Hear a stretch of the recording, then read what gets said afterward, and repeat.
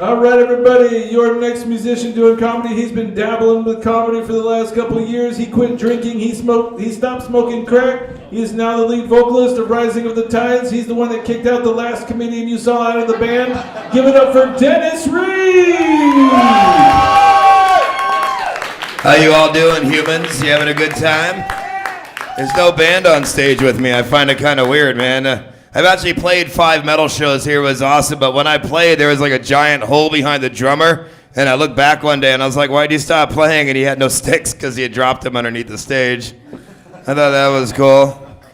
That's cool. I know it looks like I have a beer in my hand. It's a Heineken Zero, which I want to thank the Charleston for giving us a drink tab. It just seems kind of wasted on fake-ass beer.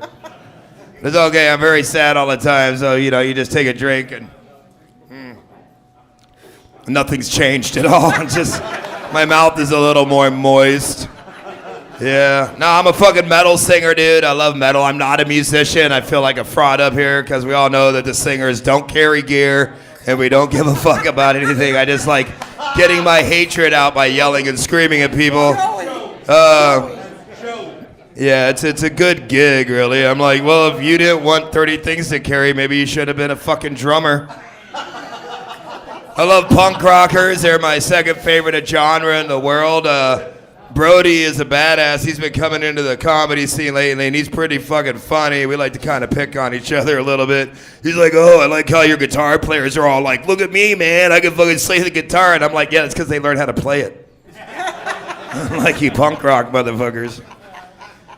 Chris did quit the band the same week my girlfriend did. The only difference was I was going to fire Chris the next day, so it worked out for me on one side. On the other side, I'm very lonely.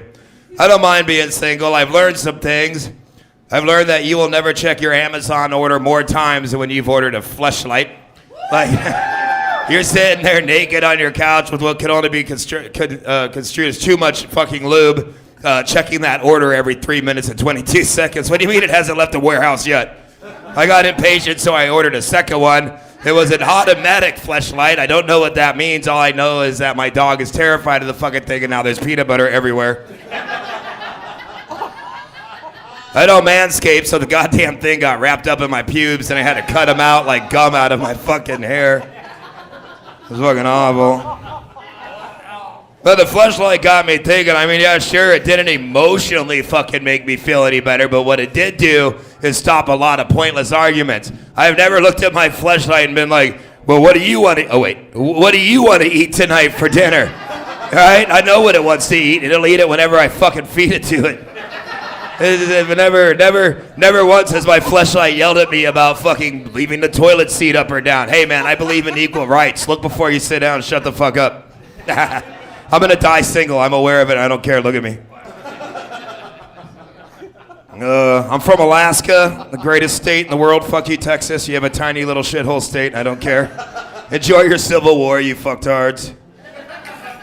I lived there for 38 fucking years. I came down to an Iron Maiden show in California in the wintertime, and I was like, what's up with the sun going up and down? That's a cool fucking feature. That's fucking amazing. Vitamin D all year round. You guys are crazy. Never had sex with a bear, but I mean, I'm just saying I've thought about it. It's sexy. Not a moose, though. A moose will fuck you up. But bears, they got that kind of come hither look. I don't know. My mom always said I was a handsome lady. That's why I grew the beard. But you should see her beard. It's brutal. That woman's 71 years old and literally just outran a moose the other day while smoking a cigarette in a blue bathrobe, 32 degrees below zero, with 2 Dachshunds, which are her emotional support dogs. I don't know what they can do. They can be like, yeah, it's a moose, you're going to die, bitch. Somebody who's going to feed me. I hate life, which is why I'm a comedian and a metal singer. Comedy was kind of like my patch for not being able to be in a band. Like, I mean, I would love to see a wall of death right now, but I just don't know what would be the go. You know, like a 1, 2, 3 punchline. I was going to bring my drummer up here. I'm going to have him bring his drum kit up here, but then I would not leave this fucking stage. I will be up here again soon. I'm looking for 2 guitar players. What the fuck? I have a bass player, I have a vocalist, and I have a drummer, and I can't find guitar players. You used to be able to go anywhere and see a guitar player. How many people out there play the guitar?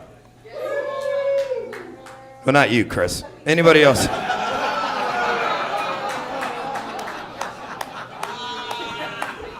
I don't have any friends. I don't know why. Yeah, I'm ugly inside and out. It's fine. It's fine. Yeah, no, so I do this comedy thing till I get a band together. Then I probably won't do comedy anymore, but I do comedy in between every set.